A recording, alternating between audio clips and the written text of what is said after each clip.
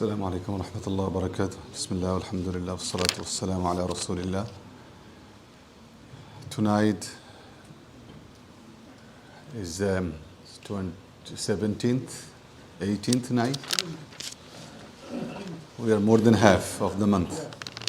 So actually it was supposed to be reminded in the beginning of the month that in one hadith, Ibn Hibban rahmatullahi alayhi has quoted, this is Sahih hadith, that the month is divided in three, 10, 10, 10. The first part for mercy of Allah, rahmah. And the second part is forgiveness, maghfirat of Allah Azza wa Jal. And the last part is bara'atun min an-nar. Allah frees millions and millions people from hellfire. So, and also ulama have mentioned why. In the beginning of the month, we just knew kind of, we are slowly people get used to this. Those who are away from deen, they start receiving the blessing of the month. So the mercy of Allah subhanahu wa ta'ala showers in abundance. So everybody received mercy of Allah. So when the mercy of Allah reaches for days, then the heart started melting. The hearts of human being become soft, and then they start asking Allah's forgiveness. Until you do not realize your mistakes, you do not ask forgiveness. It happened, you say sorry. Why I say sorry? I didn't do anything. Until I understand that yes, I made mistake, then I easily can accept or admit my mistake. So when the 10 days are gone, then the hearts are soft, then mu'min start realizing the mistakes and he asks the forgiveness of Allah.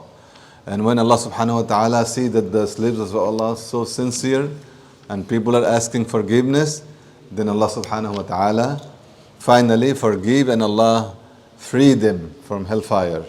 And this is the discussion of the day, and it will not complete tonight. Inshallah, we'll continue tomorrow. That the Surah An-Nur. Surah An-Nur. The name of the surah is An-Nur, the light. And one of the verse of the surah mention about the light of Allah. Allahu nuru samawati wal ard. This is another discussion. But in the beginning of the surah, Allah subhanahu wa ta'ala has mentioned about the qadhaf, like allegation and accusing the chaste woman.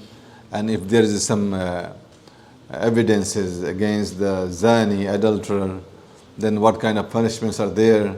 That's why at the time of Khilafah of Umar radiallahu anhu, he wrote a letter to Kufa, the governor of the Kufa, that allimu nisa'akum surat an-nur, that you teach your female, your woman, Surah An-Nur, because many rules were found in this surah that Allah subhanahu wa ta'ala mentioned, especially for the female, and the etiquettes of even entering the houses, etiquettes of entering the rooms, and etiquettes of the veil and the curtains and the hijab of the woman and men. All this mentioned in this surah, and same recommendation these days that we ask our female folks that they should study the surah. There is many rules. Even Allah subhanahu wa ta'ala has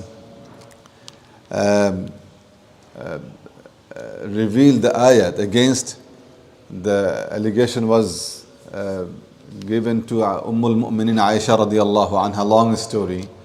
And some occasion she was in a journey with Rasulullah sallallahu alayhi wasallam. For some reason she was behind, and once elderly Sahabi came and he put his camel down, and she was by herself for some reason, and then she got the camel and rode the camel, and then the Sahabi was pulling the rope, and then finally they caught the caravan. After this, the munafiqun started spreading the news that this Sahabi, elderly, he has some relation with, na'udhu billah, our mother Aisha radiallahu anha. After that, some other Sahaba, even like one of the relative of Abu Bakr radiallahu anhu, Mistah, and also another famous Sahabi, Hassan, they involved unknowingly that it is maybe true. They involved in this rumor, and the propaganda that Aisha radiallahu anha has some relation with this Sahabi, na'udhu billah. After this long time, then Rasulullah sallallahu alayhi wasallam was very upset and he didn't know what to do.